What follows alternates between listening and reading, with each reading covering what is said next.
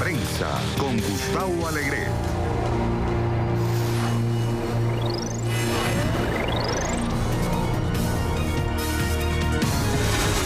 Estados Unidos y México anuncian ambicioso plan presupuestal para combatir los problemas migratorios.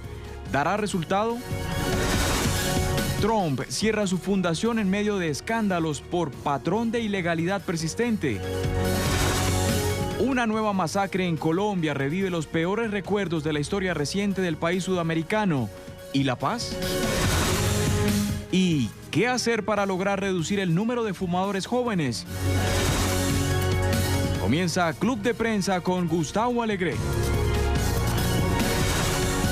Hoy en nuestro Club de Prensa, en nuestra mesa de trabajo, que les invitamos a que nos acompañen con los comentarios, los análisis de quienes están ya listos para trabajar en este Club de Prensa de hoy, el profesor Eric Langer, de la Universidad de Georgetown. Profesor Langer, buenos días. Buenos días. Gracias por estar con nosotros. Con Pedro Burelli, analista venezolano. Pedro, gracias por volver al Club de Prensa. Bienvenido. ¿Cómo estás? Gracias. Y con José López Zamorano, corresponsal de la agencia Notimex. Gracias, Pepe, por estar con nosotros. Gracias. Oigan, un primer comentario sobre lo que sucede ayer. Muchas noticias, pero nos parecía muy relevante comenzar este programa hablando de ese anuncio, de esa inversión de Estados Unidos en el Triángulo Norte y el sur de México. El objetivo de la administración estadounidense es apostarle a la creación de oportunidades. Esto contrasta porque en los últimos meses, frente a la llegada de migrantes irregulares a través de México, el presidente y la administración Trump habían amenazado con eliminar los programas de ayuda al desarrollo que el gobierno estadounidense estaba destinando a estos países. Y ahora, en coordinación con el gobierno de México, le apuestan. Van a invertir 5.000 millones, de los cuales 2.000 es una novedad porque se incluyen en el presupuesto para crear esas oportunidades, Pepe. No solo Guatemala, Honduras y El Salvador, sino también el sur de México. AMLO debe estar contento. Definitivamente es un golpe de timón y confirma que la luna de miel continúa. Mira, unos días antes del cambio de gobierno en México, el 1 de diciembre, un alto diplomático mexicano comparaba el manejo de la relación bilateral en materia migratoria como un gran buque carguero, ¿no? Pesado, que aun cuando el buque trataras de orientarlo a un buen puerto, ¿verdad?, iba a ser lento, iba a ser cuidadoso, porque de lo contrario podías crear consecuencias indeseadas, ¿no? Mi contrapunto a ese comentario fue que desafortunadamente al timón de ese buque iba el presidente Donald Trump y no lo estaba llevando a un puerto, lo estaba llevando en la dirección equivocada, especialmente por su decisión de recortar la ayuda foránea, 30% en general, pero específicamente a los países del Triángulo del Norte, bajo el argumento de que lo que se había hecho hasta el momento no había funcionado, como evidencia de que había este éxodo masivo de centroamericanos. Lo que estamos viendo es una corrección del rumbo. Me parece que es muy apropiada. El presidente López Obrador lo había dicho desde la campaña. La única manera de combatir el tema de la migración, de enfrentarlo, es a través de propuestas de inversión y de desarrollo que generen oportunidades de empleo, que hagan que la migración no se convierta en una necesidad específicamente, y que por lo tanto hay que invertir en la región de Centroamérica. En ese sentido, me parece que el hecho de que se haga este anuncio confirma que se está apostando en la dirección apropiada. Este informe holístico, regional, de desarrollo, de inversión para Centroamérica, de tal manera que se puedan atacar las causas de origen, la inseguridad, las pandillas, etcétera, etcétera. Ahora, no hay una bala mágica, no creo que va a ser una varita mágica en ese sentido, y me parece importante, por ejemplo, que el gobierno mexicano haya dicho que invertirá 25.000 millones de dólares en un lapso de 5 años. Eso quiere decir que va a ser un compromiso, por lo menos de mediano plazo, para intentar atacar este problema de raíz. Pepe, ¿qué lo hace diferente este anuncio de lo que han hecho administraciones anteriores? Una de las líneas más sustanciales de las políticas que tenía asignada el vicepresidente Joe Biden con Barack Obama era precisamente la de atender las necesidades de Centroamérica. Bueno, definitivamente los montos económicos de los que estamos hablando, aunque algunos de ellos son préstamos, garantías de préstamos, dependen de proyectos del sector privado, etcétera. Estamos hablando de una cantidad, de una masa crítica importante. Por ejemplo, algunos de los programas que estaba llevando a cabo la Agencia de Desarrollo Internacional y USAID se quejaban de que no habían dado los resultados. Probablemente no habían dado los resultados tan inmediatos tan rápidamente como se hubiera querido, pero sabemos que muchas veces este tipo de inversiones toman tiempo. ¿Cuánto tiempo tomó en que bajaran los flujos de inversión de éxodo de mexicanos a Estados Unidos? Pues en la medida que la clase media fue subiendo, que fueron creándose oportunidades de trabajo, de educación, eso disuadió a muchas personas de venir aquí. Yo creo que estamos viendo un fenómeno así. En la medida, me parece que hay un compromiso político de mediano o largo plazo de continuar apoyando la situación de América Central, creo que se puede hacer la diferencia en pocos años. Pedro, como dice El País hoy, ¿esto es un nuevo plan Marshalls para Centroamérica?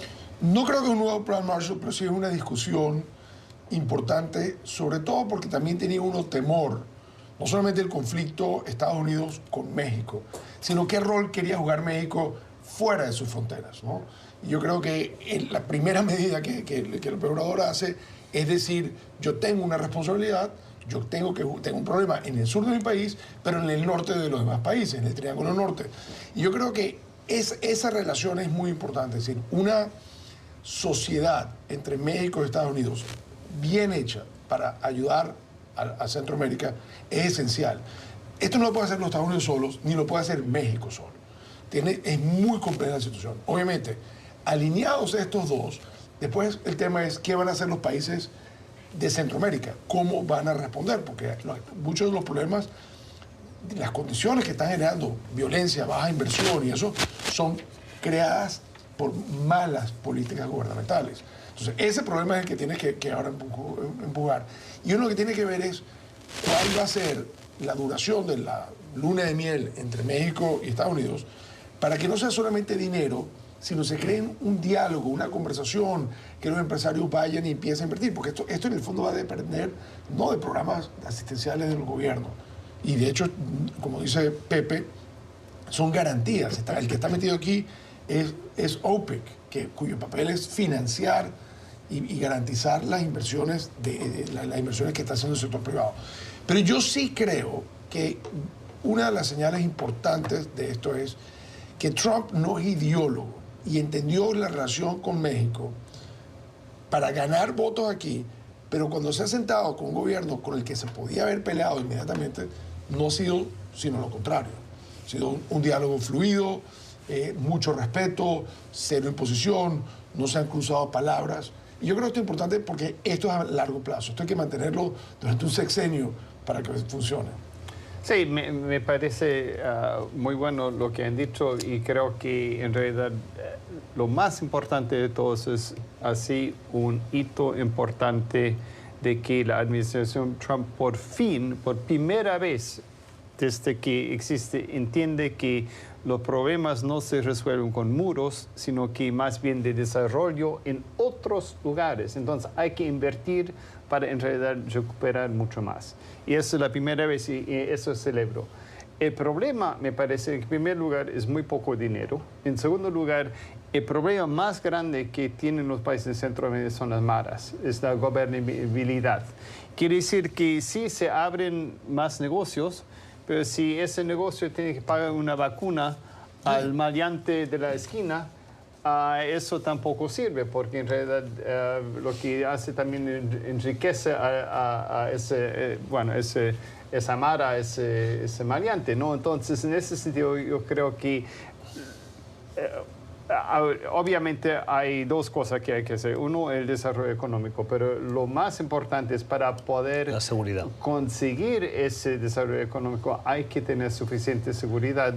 Y sabes muy bien que los migrantes que vienen, muchos vienen porque están amenazados por las maras y por eso. Sí, yo creo que tiene razón el profesor y me parece interesante hacer notar que precisamente cuando se hace este planteamiento conjunto, los tres pilares de los que hablan son seguridad, prosperidad y gobernabilidad, ¿no? Sí. Porque sabemos que había mucha desconfianza, especialmente en el Congreso de Estados Unidos, que en última instancia puede que tenga algún tipo de participación de la decisión, por ejemplo, del monto de los fondos, el tema de que este dinero no simplemente vaya a gobiernos que se los embolsen, el problema de la corrupción, claro, que no exista rendición de cuentas, que no exista transparencia, ¿no? Entonces, en la medida que se constituya este pilar, ¿no?, junto con otros que no, en otros programas han existido, como la Iniciativa Mérida, el tema de derechos humanos, por ejemplo, me parece que es mucho más probable que logres el apoyo político que se requiere para no solamente que sea un anuncio de una ocasión, sino que sea un compromiso sostenido en un mediano y largo plazo. Pero yo creo que la clave también es muy importante, que mencioné aquí lo del muro. Los mexicanos te están diciendo que en sus conversaciones con los Estados Unidos la discusión del muro no está existiendo. La discusión del muro parece una discusión para política doméstica americana, pero que no está afectando esa discusión. Y yo creo que eso lo tenemos que ver como una posición importantísima. Es decir, que sí hay un propósito real de estos dos países trabajar juntos para solucionar un problema de otros países que está afectando a todos. Y yo creo que esto es muy contrario a la expectativa que uno tiene de confrontación permanente.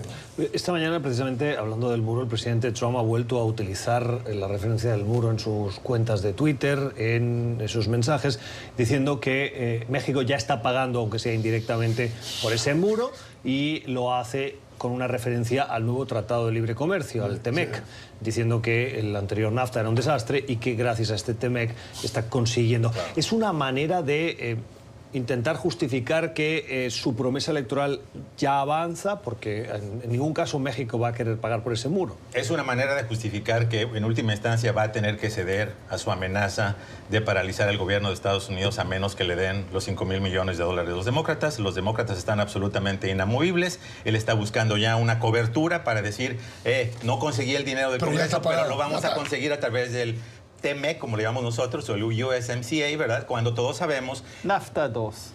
NAFTA 2.0. Que todos sabemos que cualquier posible beneficio que pudiera venir del tratado no va a ser directamente hacia los contribuyentes de Estados Unidos, ¿no? Específicamente, y mucho menos va a ir directamente al muro. También está hablando la Casa Blanca de la posibilidad de extraer dinero de las agencias federales, del Departamento de Defensa para el muro. Lo que está muy claro es que México no lo va a pagar, y lo que está haciendo el presidente Trump es un manejo político del tema y no necesario un manejo económico de la o mediático. Y mediático.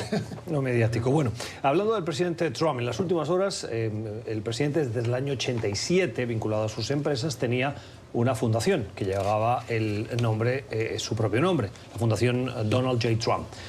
Tras una investigación exhaustiva durante 2 años de la Fiscalía de Nueva York, la Fiscalía encontró un patrón continuado de comportamiento ilícito y ha llegado a un acuerdo y la fundación se disuelve.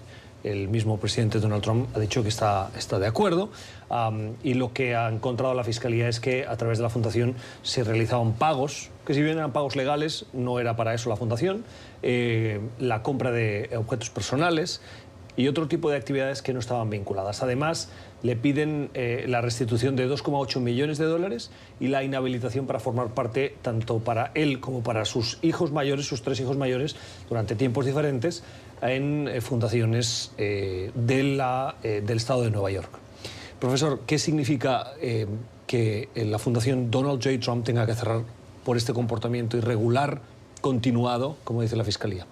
Bueno, yo creo que es un tremendo escándalo, y en realidad es creo que son 17 causas en total contra Trump, y eso ya se resuelve uno, pero de la manera más digamos, difícil para el presidente Trump, porque demuestra que, como dice ella, y estoy citando, la fundación funcionó como poco más que una chequera para los intereses empresariales y políticos de Trump.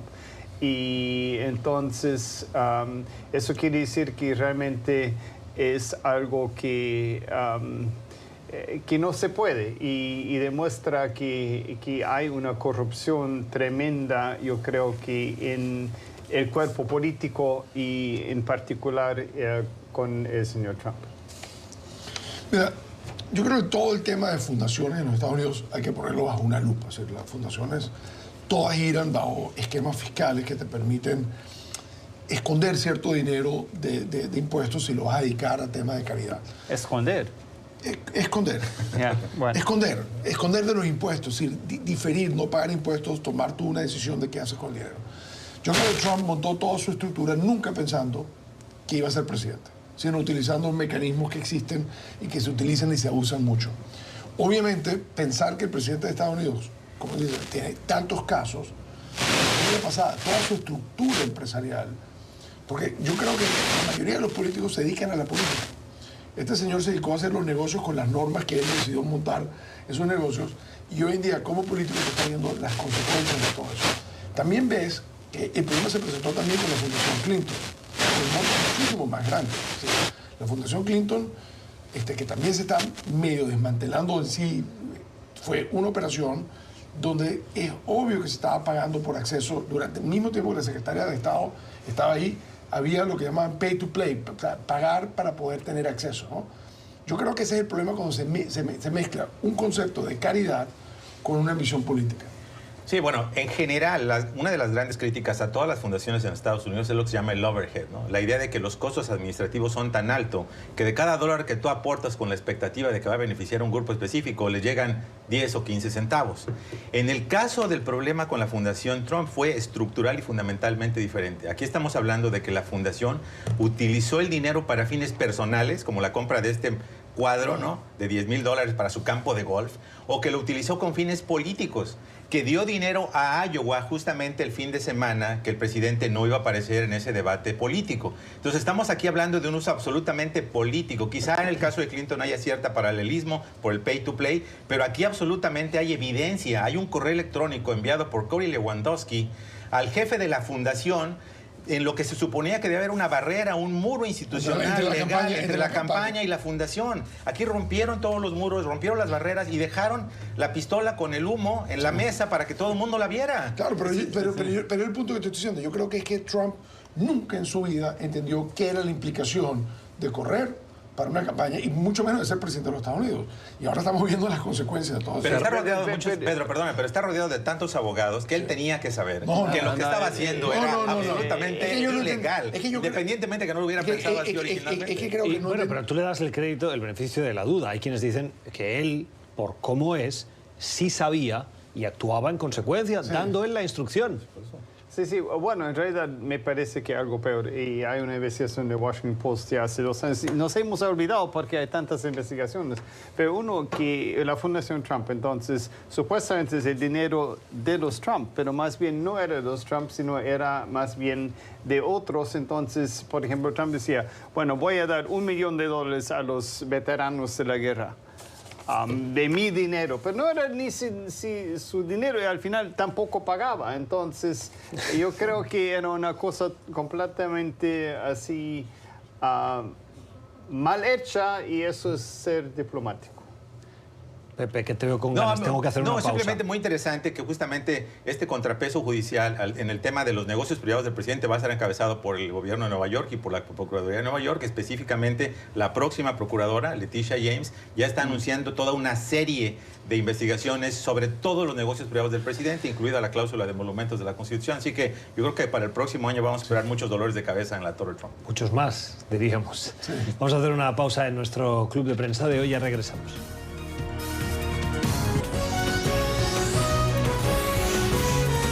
Continuamos con Club de Prensa.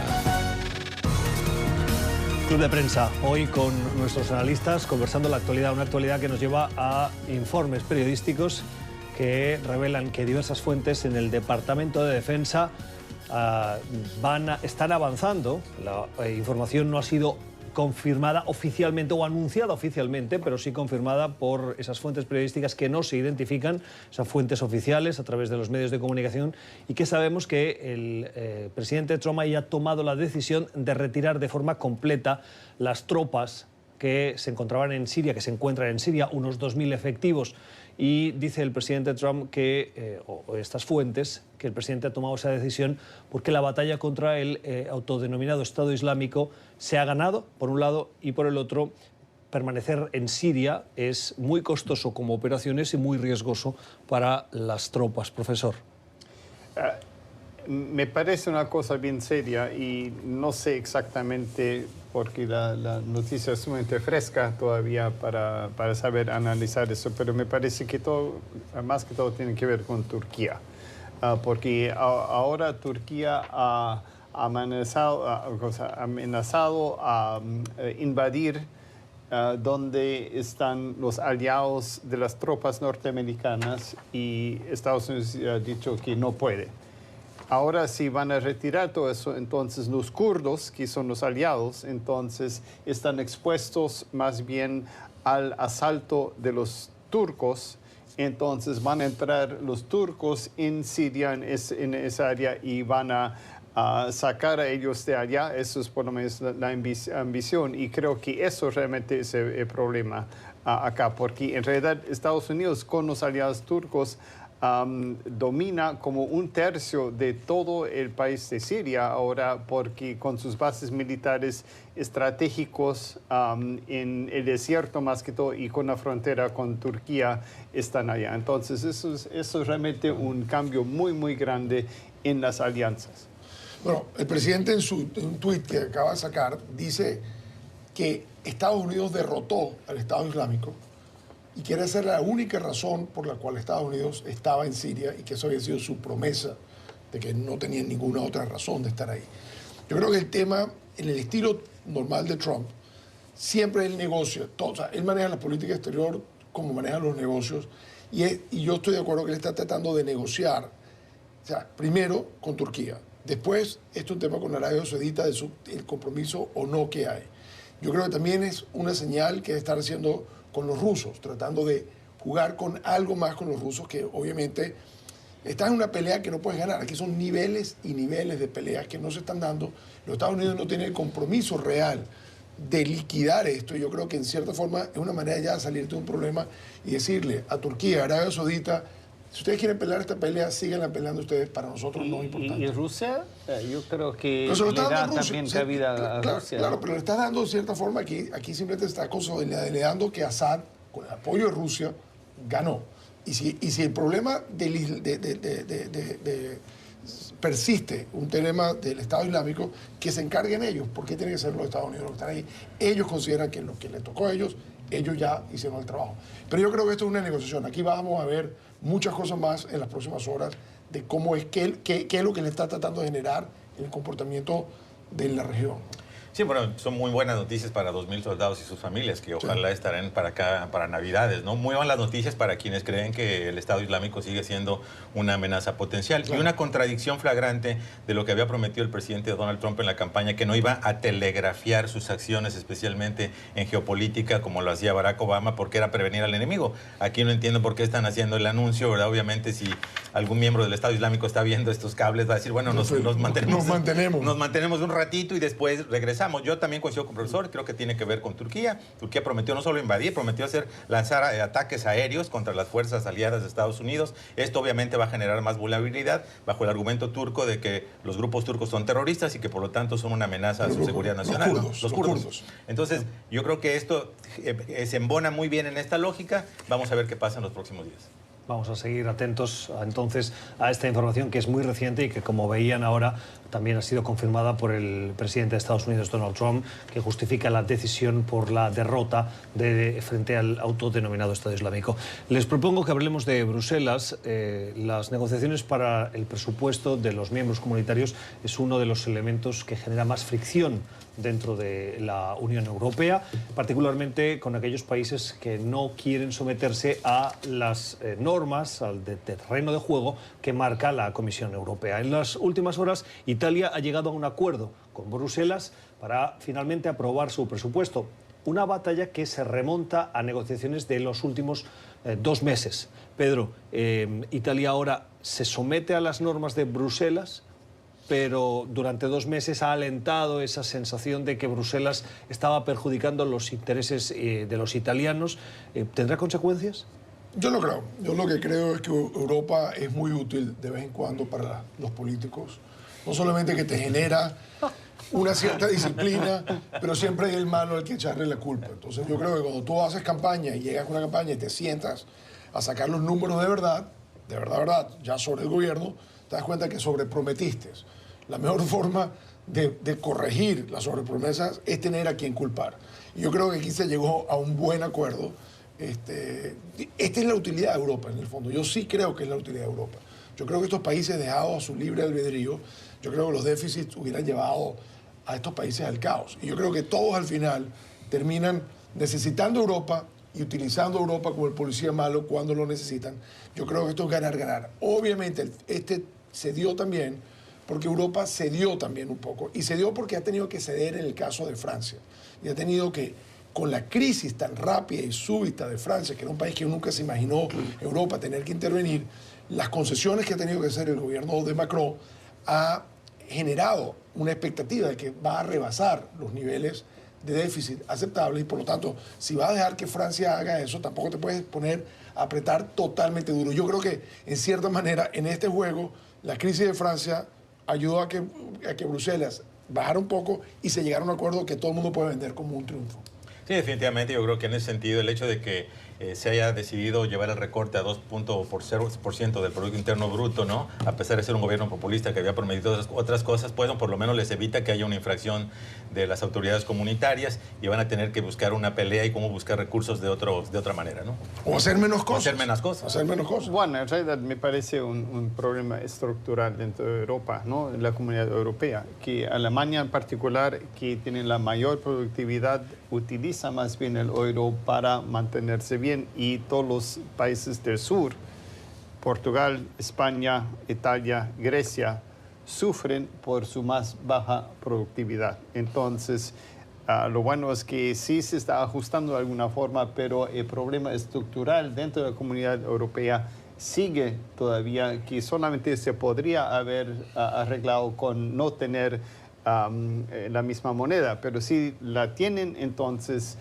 tienen que ajustarse, y es un problema de productividad más que todo en el fondo a largo plazo que no se ha resuelto con esta regla. Es una conversación ya mucho más grande si la Unión Europea funciona. Yo creo que el caso de Italia te está demostrando de que hay unos mecanismos de negociación que sí se pueden utilizar políticamente para sortear lo que es la promesa del populismo. Es decir, yo creo que esto te va creando cierta conexión. Fácil no va a ser. Y los casos de productividad, los problemas de productividad son problemas históricos. Y obviamente Alemania es un gran beneficiario de su productividad porque es un país exportador y que la Comunidad Europea le está abriendo mercados gigantescos a una Alemania productiva, ¿no? Sí, exacto. Pepe. Sí, no. Listo, una pausa entonces en nuestro club de prensa para regresar con otras cuestiones de la actualidad, cuestiones que nos van a llevar a Colombia, donde se ha producido el asesinato de algunos activistas que nos devuelven, de acuerdo a analistas e informaciones periodísticas, a una época oscura de la historia del país. Lo conversamos a la vuelta de esta pausa. Continuamos con Club de Prensa. Seguimos en nuestra mesa de trabajo con el profesor Eric Langer, con Pedro Burelli, con José López Zamorano.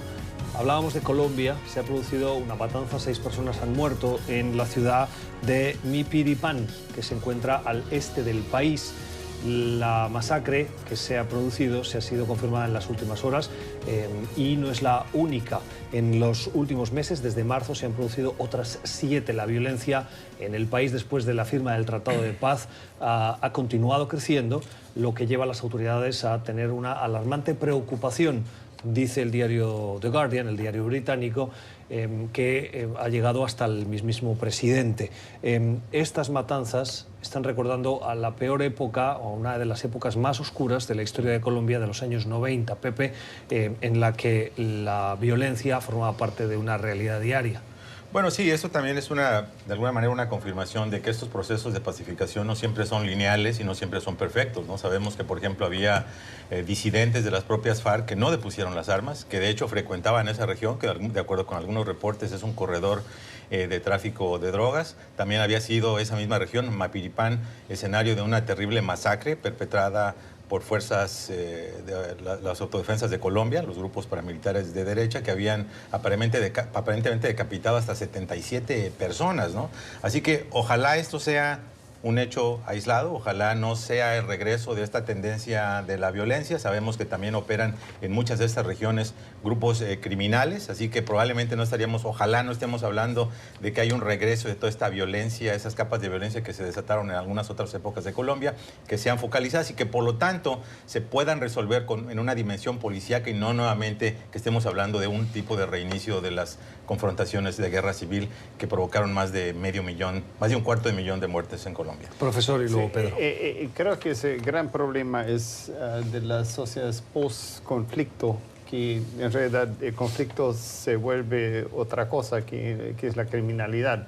Y hay por lo menos 2 grupos trabajando allá, uno que tiene como 550 personas armadas y otro grupo también que están más bien peleándose por territorio, porque el Estado, como dicen los mismos habitantes, simplemente no está.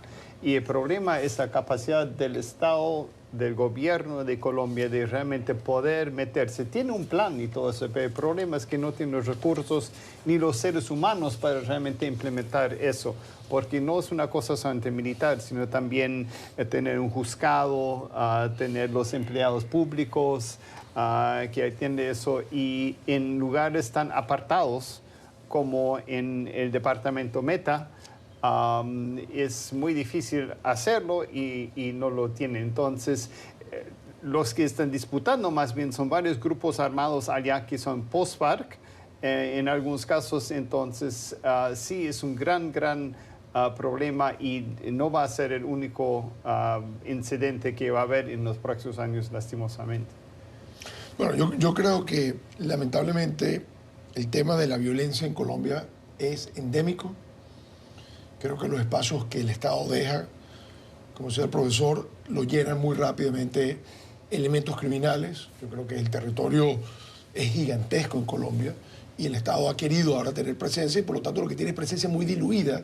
Tiene más presencia que antes, pero muy diluida en cierta forma, sin la capacidad para realmente ejercer el control, y ese control lo empiezan a ejercer estas bandas criminales a través de diferentes mecanismos de control, chantaje, extorsión y todo tipo de negocios ilegales. Yo creo que mientras haya negocios ilegales y haya un vacío del Estado, va a haber problemas. Yo creo que el caso particular de este caso es por el simbolismo de que es un sitio que fue muy simbólico por la naturaleza de la masacre en los años 90, pero lleva desde hace mucho tiempo habiendo focos por todos lados de violencia que te está demostrando de que este sí es un problema a manejar. Tienes también el problema del narcotráfico que sigue intacto. Tienes al ELN que no termina de negociar, a la FARC desmovilizada, y al lado tienes a Venezuela, que es un polvorín, es decir, en el cual la guerrilla cruza la frontera para adelante y para atrás, hacen operaciones aquí, se regresan, descansan y vuelven. Entonces, yo creo que el tema de seguridad de Colombia no va a desaparecer.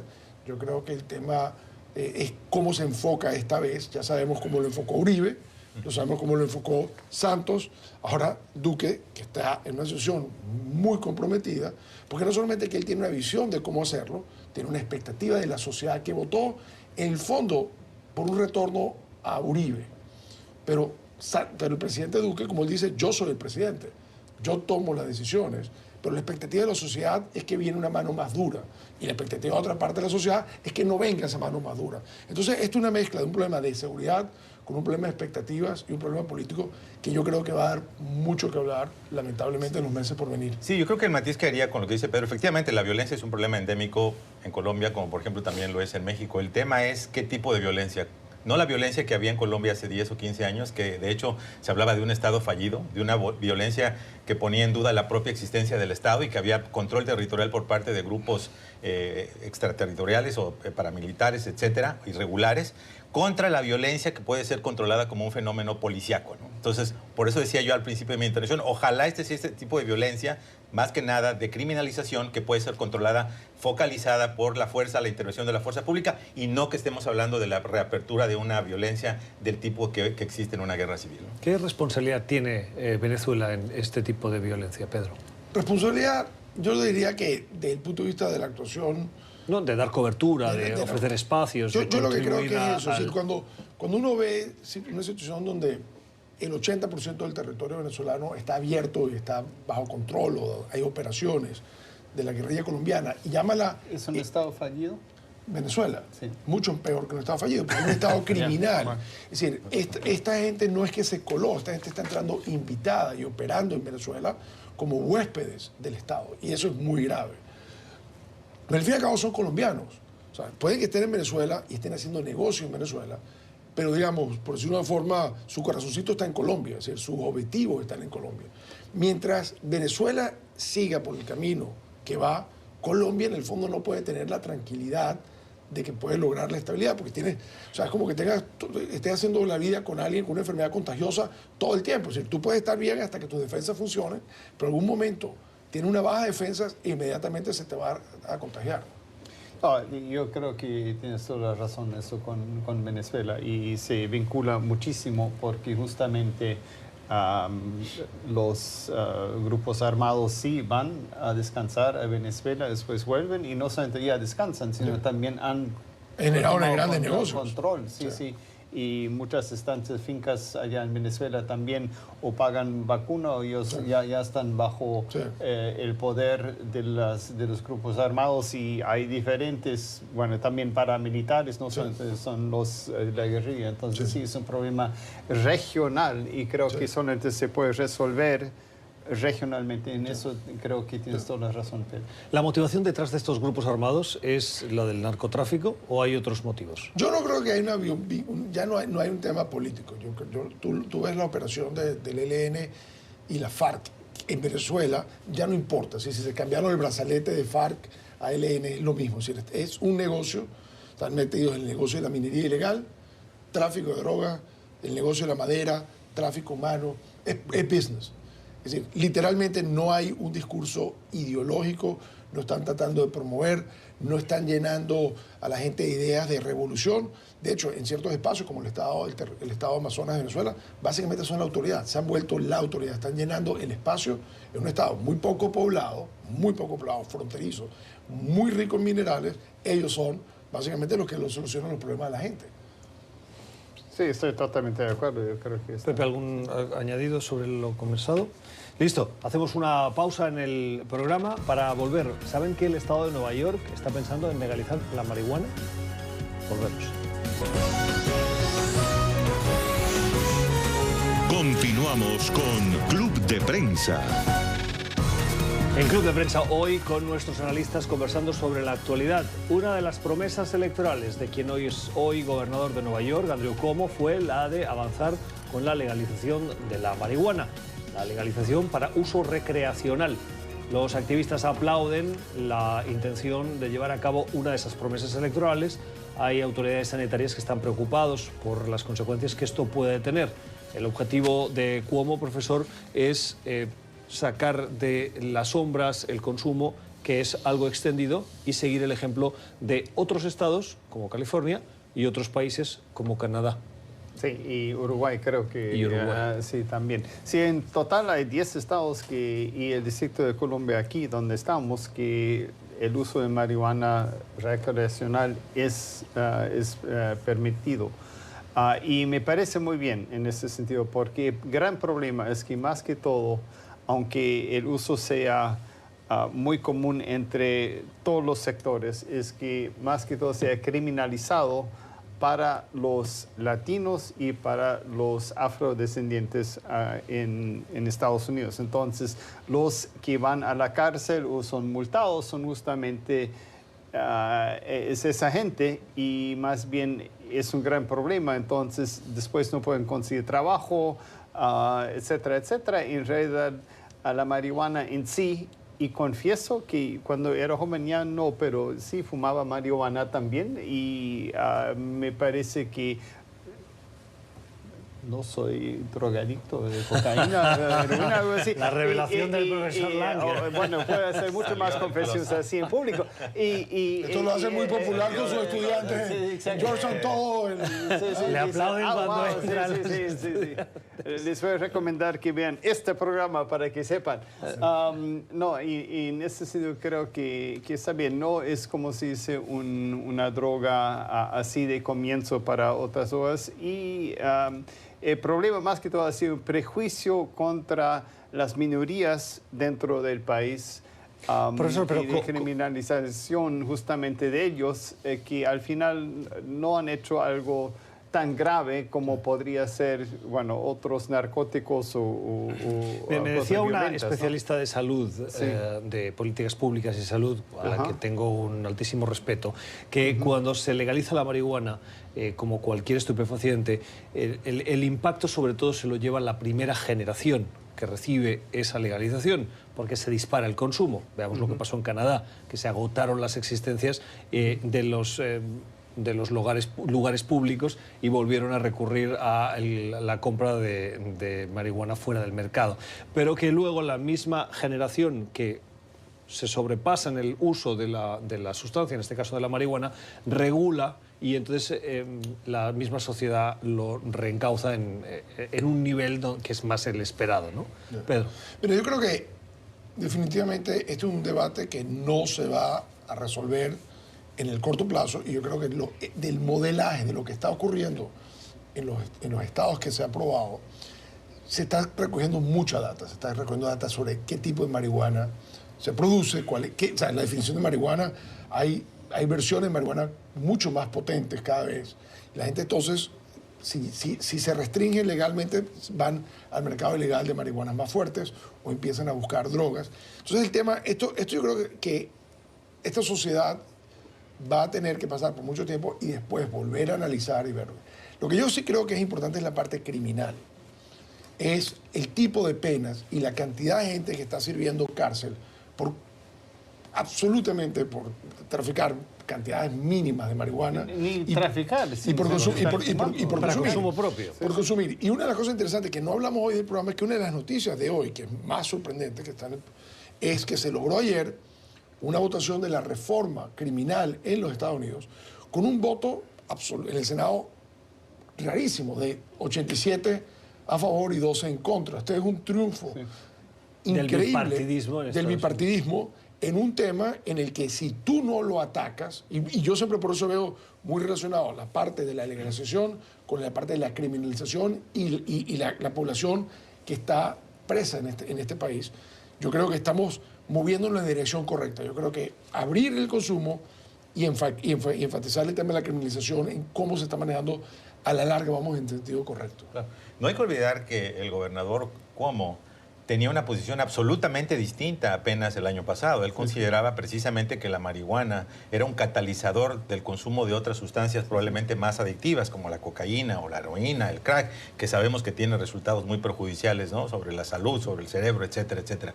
Entonces yo creo que el hecho de que él esté ahora haciendo no solamente su promesa de campaña, sino una prioridad política para el próximo año, quiere decir que evidentemente está sintiendo los vientos del cambio de la sociedad de Estados Unidos, que hace décadas consideraba... Oye, la presión de la izquierda también. No, bueno, por una parte, no, pero hay ahorita voy al tema político, ¿no? Pero la parte social, Estados Unidos ha evolucionado absolutamente en lo que era su posición en muchos temas, en la pena de muerte, en el consumo de la marihuana, en los matrimonios igualitarios. Y los políticos se están ajustando aún a pesar de su propia posición personal, porque evidentemente saben que si no se suben a esa ola van a quedar fuera. Pero hay un aspecto político también, y tiene que ver con la reforma del sistema de justicia criminal, que es un tema muy interesante que está pedaleando, por ejemplo, Kamala Harris, probable aspirante presidencial demócrata, y que ahora muchos ya quieren subirse a ese vagón y quitarle uno de los temas que se anticipaba a ser un tema muy importante para el 2020, por lo que han dicho tanto Pedro como el profesor Langer, el hecho de que hay una disparidad absoluta en las personas que están encarceladas por simple comisión de delitos asociados a las drogas, que cuando los ves granularmente simplemente es por consumir droga, porque los encontraron en la calle, y son precisamente las minorías que tienen menos acceso a una buena defensa legal las que acaban no solo en la cárcel, acaban con penas carcelarias larguísimas. Entonces, esa reforma evidentemente es un tema absolutamente positivo. Entonces, qué bueno que en este momento se están, de alguna manera, convergiendo, ¿no?, las coordenadas del cambio social con las coordenadas políticas para dar cambios significativos. Eso no quiere decir, con eso termino, que no haya que ser vigilantes de lo que está ocurriendo ya en estados que legalizaron la marihuana con fines recreativos. Colorado y Washington han reportado, está documentado por la ONU, que ha habido, por ejemplo, más visitas a los ERs, a los cuartos de emergencia en los hospitales, por casos relacionados por el consumo de la marihuana. Entonces, si bien es verdad que hay este cambio y que la sociedad está más tolerante, tampoco hay que perder de vista de qué manera práctica y real va a estar impactando especialmente a los adolescentes. Bueno, una dimensión política también hay que tomar en cuenta, y siempre estamos en eso, y creo que es muy bueno en ese programa que siempre estamos viendo esa faceta. Eso es que Andrew Cuomo está pensando también a postularse para la presidencia. Entonces está colocándose políticamente en un lugar donde él sí tiene la posibilidad de hacerlo, y de esta forma está justamente cuidando su flanco de la izquierda. Hablando de salud pública, hablando de los adolescentes, como decía Pepe, o como comentabais, hay una preocupación de las autoridades sanitarias en Estados Unidos, particularmente de la Secretaría de Salud del Gobierno federal, por la extensión de lo que se conoce como el cigarrillo electrónico entre los adolescentes. Es adictivo, más adictivo de lo que se esperaba al principio, y dice que el impacto sobre el desarrollo del cerebro de los adolescentes que se encuentran en una fase de crecimiento es más alto y más preocupante, y las autoridades están pensando en desarrollar estrategias para contribuir a lo que en su momento se hizo con el tabaco tradicional, y es en estrategias de ayudar a liberarse o desengancharse, si se puede decir así, de esta nueva adicción a la nicotina electrónica. Pepe. Sí, definitivamente, ¿no? Las cifras que dio a conocer el Instituto Nacional de las Adicciones, que curiosamente está dirigido por una mexicana, la doctora Nora Volkow, muy singular que en la agencia de Estados Unidos esté una mexicana allí dirigiéndola, fueron realmente alarmantes, ¿no? 37% de los adolescentes de 12º grado, que equivale como al cuarto año de preparatoria en nuestros países, ¿no?